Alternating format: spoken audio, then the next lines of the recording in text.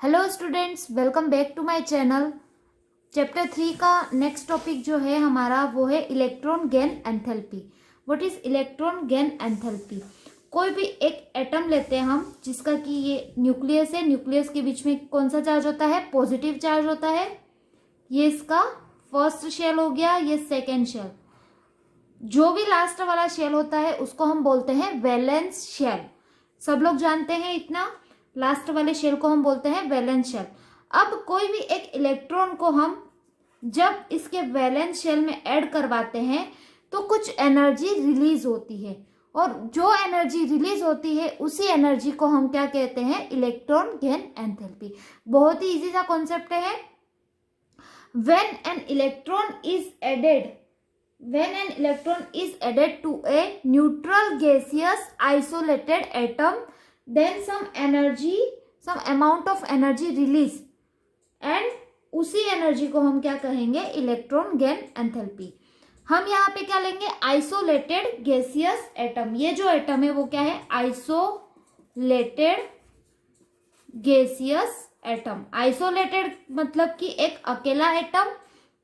अकेले एटम की प्रॉपर्टी को समझना इजी होता है as compare to group of atom के, इसलिए हम यहाँ पे क्या लेते हैं? Isolated gaseous atom. तो जब भी कोई एक इलेक्ट्रॉन को हम ऐड करवाते हैं आइसोलेटेड गैसियस एटम में तो कुछ एनर्जी रिलीज होती है, और उसी एनर्जी को हम क्या कहेंगे? Electron gain enthalpy. इसकी डेफिनेशन लिख लेते हैं।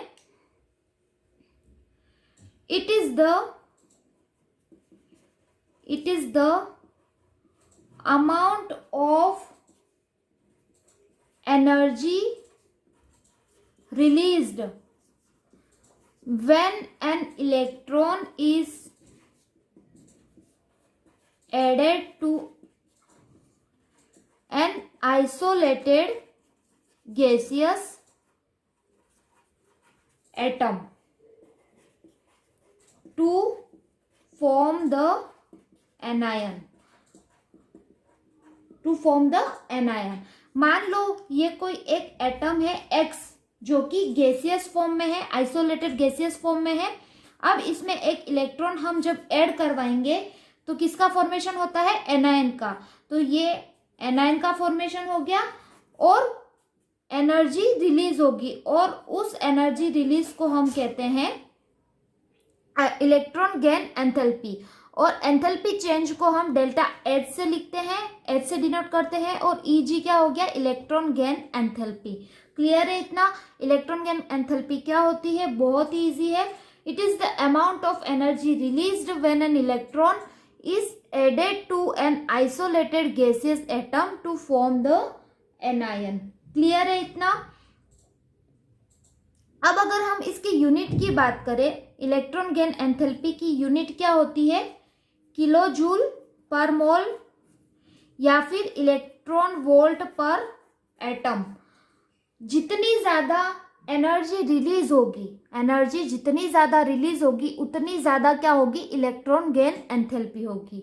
जितनी ज्यादा एनर्जी रिलीज होगी उतनी ज्यादा इलेक्ट्रॉन गेन एंथैल्पी होगी। अब एनर्जी जो रिलीज होती है उसको एनर्जी रिलीज हुई, इसका मतलब क्या हो गया? ये क्या होती है? नेगेटिव होती है, और नेगेटिव को हम बोलते हैं एक्सोथर्मिक रिएक्शन। एक होती है एंडोथर्मिक, एक होती है एक्सोथर्मिक। एंडोथर्मिक क्या होती है? जिसमें एनर्जी एब्जॉर्ब होती है, और एक्सोथर्मिक क्या होती है? जो एनर्जी रिलीज होती है और इसकी वैल्यू नेगेटिव होती है। तो इलेक्ट्रॉन गेन एंथैल्पी क्या होगी? नेगेटिव होगी मैक्सिमम टाइम। क्लियर है गाइस इतना? अब नेक्स्ट टर्म हमारे पास आती है, वो है successive electron gain enthalpy. Successive electron gain enthalpy.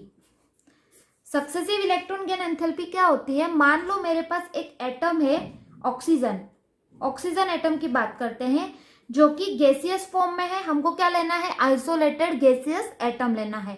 Oxygen एक अकेला एटम है और ये गैसियस फॉर्म में भी है।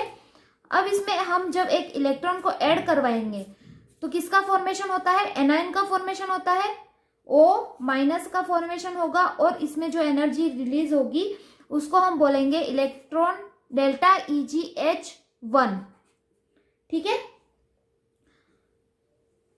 और इस एनायन को हम बोलेंगे मोनोवेलेंट एनायन, ठीक है। अब वापिस से जब हम इस O नेगेटिव में एक और इलेक्ट्रॉन ऐड करवाते हैं तो किसका फॉर्मेशन होता है, O2-, मतलब कि डाईवेलेंट एनायन का फॉर्मेशन होता है और यहां पे भी कुछ एनर्जी रिलीज होती है। अब यहाँ पे एनर्जी रिलीज होगी या क्या होगा, देखिए सबसे पहले हम ऑक्सीजन का एक एटम लेंगे जिसमें कि एक इलेक्ट्रॉन ऐड करवाते हैं। इलेक्ट्रॉन ऐड करवाने पे हम किसका फॉर्मेशन होता है, मोनोवेलेंट आयन का फॉर्मेशन होता है और साथ में एनर्जी रिलीज होती है। ये जो एनर्जी रिलीज होती है वो -141 किलो जूल पर मोल होती है। लेकिन जब हम दूसरा ऑक्सीजन का जो नेगेटिव आयन है, मतलब इसका जो मोनोवेलेंट आयन है, उसमें हम इलेक्ट्रॉन को ऐड करवाते हैं तो एनर्जी रिलीज नहीं होती है, एनर्जी हमको कुछ देनी पड़ती है। ऐसा क्यों होता है, इसकी एनर्जी जो देनी पड़ेगी वो आएगी हमारी पॉजिटिव 780 किलो जूल पर मोल। अब ऐसा क्यों होता है कि हमें एनर्जी देनी पड़ती है, जब भी हम एक इलेक्ट्रॉन को ऑक्सीजन के एटम में ऐड करवाते हैं, मतलब इस पे कोई चार्ज नहीं है और यहाँ पे नेगेटिव चार्ज है, तो ये आसानी से क्या करेगा, इलेक्ट्रॉन को एक्सेप्ट कर लेगा और एनर्जी क्या होगी, रिलीज हो जाएगी। लेकिन सेकेंड केस में क्या होता है, जब ऑलरेडी ऑक्सीजन पे नेगेटिव चार्ज है और वो इलेक्ट्रॉन को एक्सेप्ट करेगा तो इन दोनों के बीच में क्या होगा, रिपल्शन होगा, इलेक्ट्रोस्टैटिक रिपल्शन होगा, जिसके कारण से एनर्जी रिलीज नहीं होगी, हमें एक्स्ट्रा एनर्जी देनी पड़ेगी, मतलब कि एनर्जी एब्जॉर्ब होगी। और एनर्जी एब्जॉर्ब होगी इसका मतलब क्या हो गया, इसकी वैल्यू पॉजिटिव होगी। तो ये बात हमेशा ध्यान रखना कि फर्स्ट इलेक्ट्रॉन गेन एंथैल्पी जो होती है वो हमेशा मैक्सिमम टाइम क्या होती है, नेगेटिव होती है, और बाकी की सारी जो सक्सेसिव इलेक्ट्रॉन गेन एंथैल्पी जिसको हम बोलते हैं second electron gain enthalpy, third electron gain enthalpy, ये सारी वैल्यू पॉजिटिव आएगी। क्लियर है इतना। सक्सेसिव इलेक्ट्रॉन गेन एंथैल्पी क्या होती है, जब भी हम एक एटम में, आइसोलेटेड गैसियस एटम में इलेक्ट्रॉन को ऐड करवाते हैं तो कुछ एनर्जी रिलीज होती है जिसकी वैल्यू नेगेटिव आती है, और उसी एटम में मोनोवेलेंट एनायन में जब हम एक इलेक्ट्रॉन को फिर से ऐड करवाते हैं तो एनर्जी रिलीज नहीं होती है, हमें कुछ एक्स्ट्रा एनर्जी देनी पड़ती है जिसकी वैल्यू क्या आती है, पॉजिटिव आती है। क्लियर है इतना। तो ये क्या हो गया, सक्सेसिव इलेक्ट्रॉन गेन एंथैल्पी। ये सब लोग जानते हैं कि नेगेटिव इलेक्ट्रॉन गेन एंथैल्पी कब आती है, जब एनर्जी रिलीज होती है। यहाँ पे क्या हुआ, एनर्जी रिलीज हुई, इसका मतलब यहाँ पे नेगेटिव इलेक्ट्रॉन गेन एंथैल्पी आई। पॉजिटिव इलेक्ट्रॉन गेन एंथैल्पी मतलब एनर्जी देनी पड़ती है या एनर्जी एब्जॉर्ब होती है। क्लियर है इतना, इलेक्ट्रॉन गेन एंथैल्पी क्या होती है, और साथ ही हमने देखा सक्सेसिव इलेक्ट्रॉन गेन एंथैल्पी। इसका स्क्रीनशॉट ले लीजिए। फिर हम देखते हैं factor affecting electron gain enthalpy. कौन कौन से फैक्टर अफेक्ट करते हैं इलेक्ट्रॉन गेन एंथैल्पी को। नेक्स्ट टॉपिक है factors affecting electron gain enthalpy. कौन कौन से फैक्टर अफेक्ट करते हैं, सबसे पहला फैक्टर है size of atom. Atomic size जो होती है वो अफेक्ट करती है किसको, इलेक्ट्रॉन गेन एंथैल्पी को। मान लो ये कोई एक एटम है जिसका ये पॉजिटिव चार्ज हो गया, और ये एक एटम है जिसकी साइज छोटी है और इस एटम की साइज क्या है, बड़ी है। अब इसमें हम जब एक इलेक्ट्रॉन को ऐड करवाएंगे और इसमें भी एक इलेक्ट्रॉन को ऐड करवाएंगे, ये इसके वैलेंस शेल में जाएगा और ये भी इसके वैलेंस शेल में जाएगा, ठीक है। तो जैसे ही साइज बड़ी होगी, इन दोनों में साइज बड़ी है, इस एटम की साइज जिसकी ज्यादा होगी तो न्यूक्लियस और इलेक्ट्रॉन के बीच की जो डिस्टेंस है ये क्या है हमारा न्यूक्लियस, ये क्या है इलेक्ट्रॉन। इन दोनों के बीच की जो डिस्टेंस है वो भी क्या होगी, ज्यादा होगी। इसका मतलब फोर्स ऑफ अट्रैक्शन जो है वो क्या होगा, डिक्रीज होगा। फोर्स ऑफ अट्रैक्शन ऑब्वियसली क्या होगा, डिक्रीज होगा। साइज बड़ी है, इसका मतलब क्या है, न्यूक्लियस और इलेक्ट्रॉन के बीच में जो रेडियस है वो क्या है, ज्यादा है। रेडियस ज्यादा है, इसका मतलब क्या है, फोर्स ऑफ अट्रैक्शन डिक्रीज होगा। इलेक्ट्रॉन को ये मतलब इतना अच्छे से अट्रैक्ट नहीं करेगा, और एनर्जी भी रिलीज क्या होगी, कम होगी। तो क्लियर है इससे कि जो साइज ऑफ एटम होता है वो इनवर्सली प्रोपोर्शनल होता है इलेक्ट्रॉन गेन एंथैल्पी के। जैसे जैसे एटॉमिक साइज बढ़ेगी वैसे वैसे इलेक्ट्रॉन गेन एंथैल्पी क्या होगी, कम होगी। क्लियर है, तो यहां पे हम लिख लेते हैं साइज इंक्रीजेस, जैसे जैसे साइज क्या हो रही है, इंक्रीज हो रही है। यहाँ पे साइज कम है तो इन दोनों के बीच की जो डिस्टेंस है वो भी कम है, तो ये इलेक्ट्रॉन इजीली एक्सेप्ट कर लेगा। इजीली एक्सेप्ट कर लेगा तो एनर्जी भी ज्यादा रिलीज होगी। एनर्जी ज्यादा रिलीज होगी, इसका मतलब क्या है, इलेक्ट्रॉन गेन एंथैल्पी भी ज्यादा होगी। मैंने कहा था जितनी ज्यादा एनर्जी रिलीज होगी उतनी ज्यादा इलेक्ट्रॉन गेन एंथैल्पी होगी। तो यहाँ पे हम लिख सकते हैं size increases, distance between nucleus and electron increases. जैसे साइज इंक्रीज हो रही है, डिस्टेंस इन दोनों के बीच की क्या हो रही है, इंक्रीज हो रही है। और force of attraction decreases. Force of attraction क्या हो रहा है, डिक्रीज हो रहा है। तो जो एनर्जी रिलीज होगी, एनर्जी रिलीज्ड वो भी कम होगी, डिक्रीज होगी। Then electron gain enthalpy decreases. तो इससे हम ये लिख सकते हैं कि इलेक्ट्रॉन गेन एंथैल्पी जो होती है वो इनवर्सली प्रोपोर्शनल होती है एटॉमिक साइज के।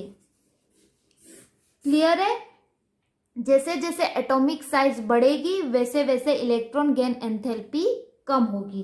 फर्स्ट फैक्टर हो गया size of atom. Second factor है न्यूक्लियर चार्ज। न्यूक्लियर चार्ज को हम नंबर ऑफ प्रोटॉन से भी लिखते हैं और नंबर ऑफ प्रोटॉन को हम Z से डिनोट करते हैं।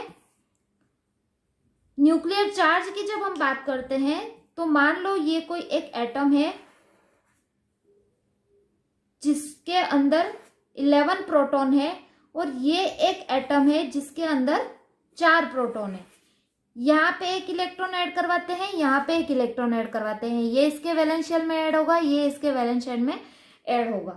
तो यहाँ पे ये बात क्लियर है कि जैसे जैसे नंबर ऑफ प्रोटॉन्स, मतलब नंबर ऑफ प्रोटॉन्स में पॉजिटिव चार्ज होता है, जितना ज्यादा पॉजिटिव चार्ज होगा, जितना ज्यादा न्यूक्लियर चार्ज होगा, इतना इलेक्ट्रॉन क्या होगा, इजीली उसकी तरफ अट्रैक्ट होगा। मतलब जैसे जैसे नंबर ऑफ प्रोटॉन्स बढ़ेंगे वैसे वैसे इलेक्ट्रॉन गेन एंथैल्पी भी क्या होगी, इंक्रीज होगी। तो यहाँ पे लिख सकते हैं कि electron gain enthalpy is directly proportional to the nuclear charge. Nuclear charge इन दोनों में किसका ज्यादा है, इसका ज्यादा है। इसमें 11 प्रोटॉन है, इसमें प्रोटॉन्स का नंबर ज्यादा है। जितने ज्यादा प्रोटॉन होंगे वो इलेक्ट्रॉन को अपनी तरफ इजीली अट्रैक्ट कर लेगा। इजीली अट्रैक्ट कर लेगा, एनर्जी ज्यादा रिलीज करेगा। एनर्जी ज्यादा रिलीज करेगा मतलब इलेक्ट्रॉन गेन एंथैल्पी उसकी ज्यादा होगी। क्लियर है इतना। Second factor nuclear charge. Third factor है electronic configuration. Electronic configuration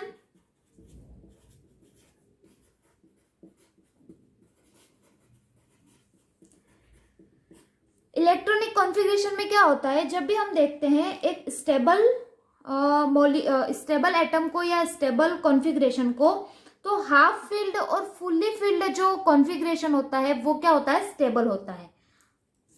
half field और फुल्ली फील्ड ऑर्बिटल्स जो होते हैं वो क्या होते हैं, स्टेबल होते हैं।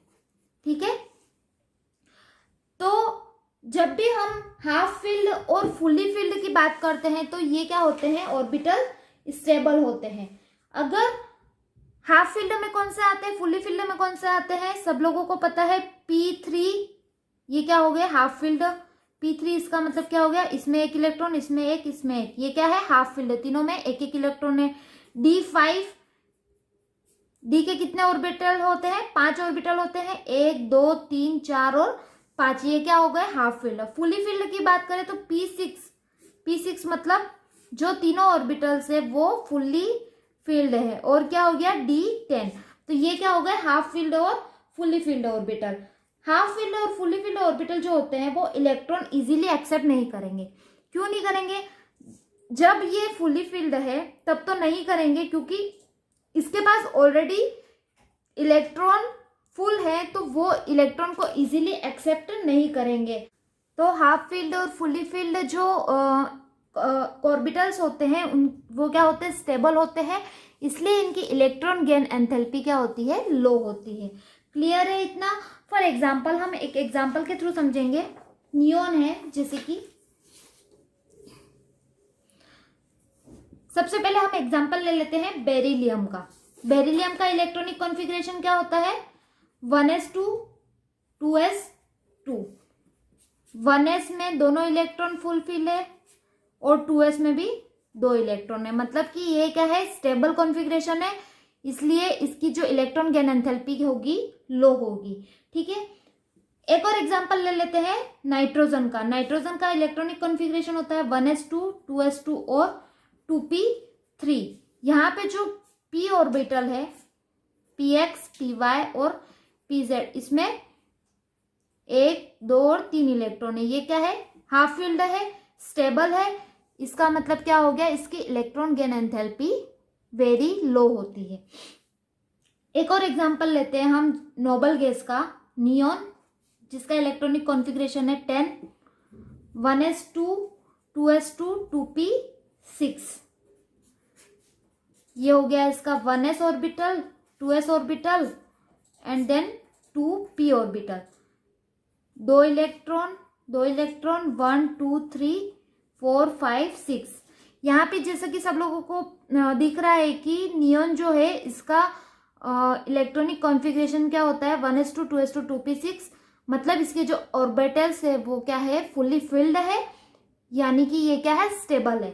स्टेबल है तो हमें क्या होगा, एक इलेक्ट्रॉन जब भी ऐड करवाएंगे तो ये किस में आएगा, 3s में जाएगा। 2p के बाद क्या आता है, 3s आता है, तो इसमें जो भी नेक्स्ट इलेक्ट्रॉन हम ऐड करवाएंगे वो 3s में जाएगा। तो इसके लिए हमें क्या होगा, इलेक्ट्रॉन एंटर होगा किसमें, हायर प्रिंसिपल नंबर में। हायर प्रिंसिपल नंबर हो गया, 2p के बाद क्या आ गया, 3s आ गया, तो जो कि वापस क्या हो जाएगा, अनस्टेबल हो जाएगा। इसका मतलब ये क्लियर है कि ये क्या होता है, इलेक्ट्रॉनिक कॉन्फ़िगरेशन इसका स्टेबल होता है नोबल गैसेस का, इसीलिए स्टेबल इलेक्ट्रॉनिक कॉन्फ़िगरेशन जिसका होता है, या फिर हाफ फील्ड या फुल्ली फील्ड इलेक्ट्रॉनिक कॉन्फ़िगरेशन जिसका होता है, उसकी इलेक्ट्रॉन गेन एंथैल्पी कम होती है। क्लियर है ये। तो ये 3 फैक्टर हो गए, कौन कौन से, size of atom, nuclear charge and then electronic configuration. तो ये तीनों जो फैक्टर होते हैं वो किसको अफेक्ट करते हैं, इलेक्ट्रॉन गेन एंथैल्पी को। तो यहाँ पे एक बात हम लिख सकते हैं कि नोबल गैस जो होती है, noble guys have large positive electron gain enthalpy, इसकी सबसे ज्यादा पॉजिटिव इलेक्ट्रॉन गेन एंथैल्पी होती है। क्लियर है। अब हम नेक्स्ट टॉपिक पे आते हैं, इसके पीरियोडिक ट्रेंड्स पे। पीरियोडिक ट्रेंड्स हम 2 चीजों में देखते हैं, एक तो अलोंग ए पीरियड और डाउन द ग्रुप। सबसे पहला है along a period, left to right जाने पे क्या होता है, हम सेकेंड पीरियड की बात करते हैं, n इज इक्वल टू 2 ले लेते हैं। कौन कौन से आते हैं, lithium, beryllium, boron, carbon, nitrogen, oxygen, fluorine और नियोन। जैसे ही हम लेफ्ट टू राइट जाते हैं तो नंबर ऑफ शेल क्या होते हैं, सेम रहते हैं। Number of shell n is equal to 2 है, ठीक है। तो यहाँ पे number of shell remain same, number of shell same है। साइज क्या होती है, साइज डिक्रीजेस, साइज डिक्रीज होती जाती है जैसे ही हम लेफ्ट टू राइट मूव करते हैं, साइज डिक्रीज होती है। साइज डिक्रीज होगी, न्यूक्लियर चार्ज क्या होगा, इंक्रीज होगा। और अभी हमने देखा था कि न्यूक्लियर चार्ज जो होता है वो डायरेक्टली प्रोपोर्शनल होता है इलेक्ट्रॉन गेन एंथैल्पी के। Nuclear charge is directly proportional two electron gain enthalpy. Nuclear charge increase हो रहा है तो इलेक्ट्रॉन गेन एंथैल्पी भी क्या हो रही है, इंक्रीज हो रही है। ठीक है, तो on going left to right, on going left to right electron gain enthalpy increases. Clear है, साइज डिक्रीज हो रही है, न्यूक्लियर चार्ज इंक्रीज हो रहा है। न्यूक्लियर चार्ज जो है न्यूक्लियस के अंदर वो जैसे जैसे इंक्रीज होगा इलेक्ट्रॉन को अपनी तरफ इजीली एक्सेप्ट कर लेगा। इजीली एक्सेप्ट कर लेगा तो एनर्जी क्या होगी, ज्यादा रिलीज होगी। एनर्जी ज्यादा रिलीज होगी मतलब इलेक्ट्रॉन गेन एंथैल्पी भी ज्यादा होगी। क्लियर है, on going left to right. लेकिन यहाँ पे एक एक्सेप्शन है। क्या एक्सेप्शन है, देखिए जैसे कि हमने देखा था कि इलेक्ट्रॉनिक कॉन्फ़िगरेशन की भी बात आती है यहाँ पे। बेरिलियम, नाइट्रोजन और नियोन की जब हम बात करते हैं तो इनकी जो इलेक्ट्रॉन गेन एंथैल्पी होती है वो पॉजिटिव होती है। क्यों होती है, इसका रीजन हमने पहले ही देख लिया कि जो भी हाफ फील्ड और फुल्ली फील्ड ऑर्बिटल्स होते हैं, बेरिलियम क्या है, fully filled orbital, nitrogen half filled orbital, जो कि स्टेबल होते हैं। स्टेबल होते हैं इसका मतलब ये इलेक्ट्रॉन को इजीली एक्सेप्ट नहीं करते हैं, बल्कि इनको इलेक्ट्रॉन को एक्सेप्ट करवाने के लिए हमें और एनर्जी देनी पड़ती है। और एनर्जी हम देंगे यानी कि वो एनर्जी एब्जॉर्ब करेगा जिसकी वैल्यू पॉजिटिव आएगी। तो इसीलिए बेरिलियम, नाइट्रोजन और नियोन, इसकी जो इलेक्ट्रॉन गेन एंथैल्पी होती है वो पॉजिटिव होती है। बाकी पीरियोडिक ट्रेंड्स ऐसे ही चलेगा, on going left to right क्या होगा, इलेक्ट्रॉन गेन एंथैल्पी इंक्रीज होगी। क्लियर है इतना। और जब हम फ्लोरीन की बात करते हैं, इसमें इसका इलेक्ट्रॉनिक कॉन्फ़िगरेशन क्या होता है, 1s2 2s2 2p5। यहाँ पे सिर्फ एक इलेक्ट्रॉन को एक्सेप्ट करने की जरूरत है फ्लोरीन को, 1s 2s और 2p। यहाँ पे 2 इलेक्ट्रॉन, यहाँ पे 2 इलेक्ट्रॉन, 1 2 3 4 और 5, यहाँ पे 2 इलेक्ट्रॉन। अब जब भी एक इलेक्ट्रॉन इसमें ऐड होगा तो वो इजीली एक्सेप्ट हो जाएगा। क्यों इजीली एक्सेप्ट कर लेगा, क्योंकि कोई भी एटम चाहेगा स्टेबल कॉन्फ़िगरेशन पाना। और जैसे ही एक इलेक्ट्रॉन एक्सेप्ट कर लेगा तो इसका कॉन्फ़िगरेशन कैसा हो जाएगा, नोबल गैस की तरह हो जाएगा, जो कि एक स्टेबल इलेक्ट्रॉनिक कॉन्फ़िगरेशन है। तो इसीलिए जो हैलोजेंस होते हैं उनकी most electronegative electron gain enthalpy जो होती है वो सबसे ज्यादा होती है। तो यहाँ पे हम लिख सकते हैं, स्टार मार्क करके लिख लेना आप लोग भी, कि halogens have most negative electron gain enthalpy. Halogens जो होते हैं, फ्लोरीन, क्लोरीन, ब्रोमीन और आयोडीन, इनकी जो पीरियोडिक टेबल में सबसे नेगेटिव इलेक्ट्रॉन गेन एंथैल्पी सबसे ज्यादा होती है, वो किसकी होती है, हैलोजेंस की। और उसमें भी सबसे ज्यादा होती है फ्लोरीन की। क्लियर है इतना। तो अलोंग ए पीरियड हमने देख लिया। अब हम देखते हैं down the group. Down the group जाने पे क्या होता है, उससे पहले इसका स्क्रीनशॉट ले लीजिए।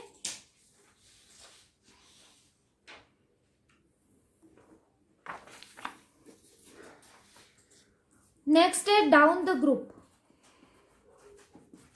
Down the group, down the group में हम ले लेते हैं हेलिना की रब से फरियाद। ठीक है, यही था।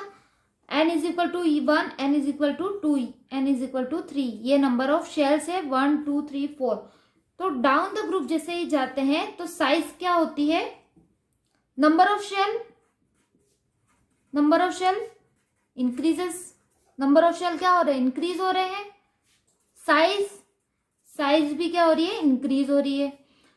तो जैसे ही ये एक न्यूक्लियस का ये एक एटम का न्यूक्लियस है, इसमें पॉजिटिव चार्ज है और इसमें एक इलेक्ट्रॉन ऐड करवाएंगे तो क्या होगा, न्यूक्लियर अट्रैक्शन डिक्रीज होगा। न्यूक्लियर अट्रैक्शन डिक्रीज क्यों होगा, क्योंकि जैसे जैसे साइज बढ़ेगी वैसे वैसे इन दोनों के बीच की डिस्टेंस भी क्या होगी, बढ़ती जाएगी।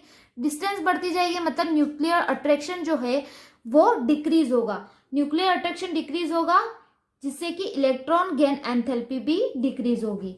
तो यहाँ पे हम लिख सकते हैं नंबर ऑफ शेल इंक्रीजेस, जैसे जैसे नंबर ऑफ शेल इंक्रीज हो रहे हैं साइज भी इंक्रीज हो रही है। साइज इंक्रीज होगी तो क्या होगा, इन दोनों के बीच का जो अट्रैक्शन है वो कम होता जाएगा। अट्रैक्शन कम होगा तो इलेक्ट्रॉन को इजीली एक्सेप्ट नहीं करेगा, इलेक्ट्रॉन को इजीली एक्सेप्ट नहीं करेगा तो एनर्जी रिलीज भी कम होगी। एनर्जी रिलीज कम होगी तो इलेक्ट्रॉन गेन एंथैल्पी डिक्रीजेस। तो nuclear attraction decreases, then electron gain enthalpy भी डिक्रीज होगी। लेस एंड लेस नेगेटिव होती जाएगी, लेस एंड लेस नेगेटिव। जैसे जैसे हम डाउन द ग्रुप जाएंगे तो लेस और लेस नेगेटिव होती जाएगी इसकी जो इलेक्ट्रॉन गेन एंथैल्पी है। क्लियर है इतना। अब यहाँ पे भी एक एक्सेप्शन आता है, जैसे कि हम एक एक्सेप्शन, क्या एक्सेप्शन है, ग्रुप 16 की बात करें और ग्रुप 17 की बात करें। हम ग्रुप 16 में क्या आता है, ऑक्सीजन, सल्फर, ओल्ड स्टाइल से टिपो, और यहाँ पे क्या था, halogens, fluorine, chlorine, bromine, iodine, ये सब था। तो यहाँ पे जो ऑक्सीजन है इसकी इलेक्ट्रॉन गेन एंथैल्पी जब हम देखते हैं तो -141 किलोजूल पर मोल आती है। और सल्फर की बात करें तो यहाँ पे -200 किलोजूल पर मोल आती है। ठीक है। फ्लोरीन की बात करें तो यहाँ पे -338 किलोजूल पर मोल और क्लोरीन -350 किलोजूल पर मोल। और फिर यहाँ पे क्या होती है, डिक्रीज होती जाती है। तो हमने क्या देखा था कि electron gain enthalpy down the group जाने पे क्या होगी, डिक्रीज होगी। लेकिन यहाँ पे क्या हो रहा है, इसमें इससे सल्फर की ज्यादा है और इससे क्लोरीन की ज्यादा है। ऐसा क्यों होता है, ये एक एक्सेप्शन है। इसका रीजन क्या है, देखिए रीजन देखते हैं। जैसे कि हम ऑक्सीजन की बात करें तो इसका इलेक्ट्रॉनिक कॉन्फ़िगरेशन क्या होता है, 1s2 2s2 2p4। और फ्लोरीन की बात करें तो 1s2 2s2 2p5। तो क्या होता है, जब भी एक इलेक्ट्रॉन जो होगा यहाँ पे ऑक्सीजन का जो ऑक्सीजन में जब भी एक इलेक्ट्रॉन ऐड होगा तो क्या होगा, इसका ये फर्स्ट शेल, ये न्यूक्लियस, इसका फर्स्ट शेल और ये इसका सेकेंड शेल। सेकेंड शेल में कितने इलेक्ट्रॉन है, 6 इलेक्ट्रॉन है, 1 2 3 4 5 और 6 इलेक्ट्रॉन है।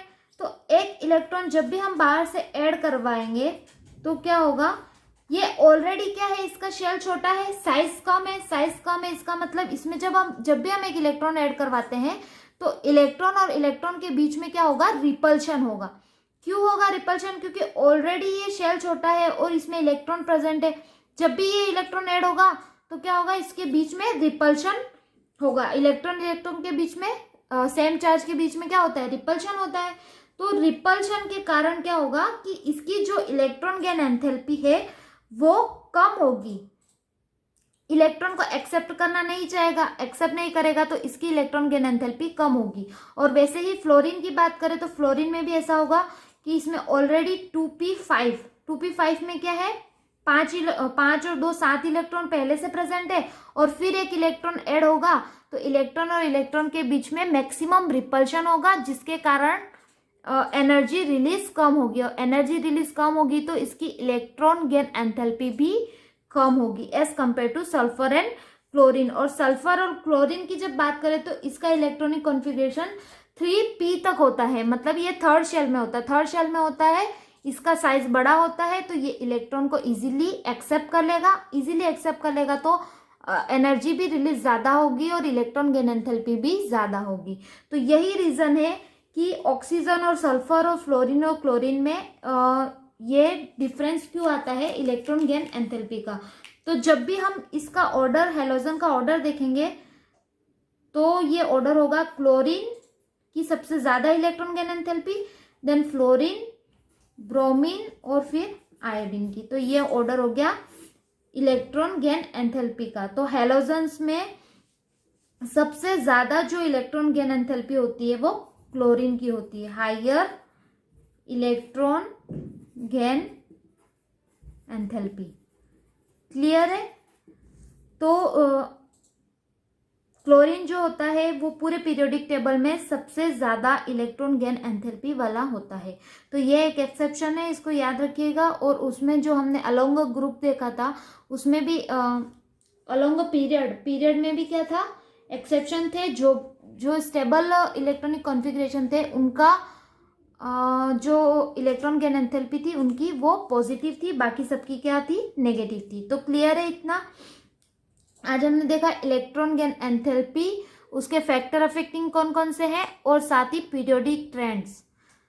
तो आज की क्लास के लिए बस इतना ही। नेक्स्ट टॉपिक हमारा रहेगा इलेक्ट्रॉन नेगेटिविटी का। आप लोगों को वीडियो पसंद आई हो तो प्लीज वीडियो को लाइक कीजिए, ज्यादा से ज्यादा शेयर कीजिए और मेरे चैनल को सब्सक्राइब कीजिए फॉर न्यू अपडेट्स। मिलते हैं हम नेक्स्ट लेक्चर में, तब तक के लिए बाय बाय।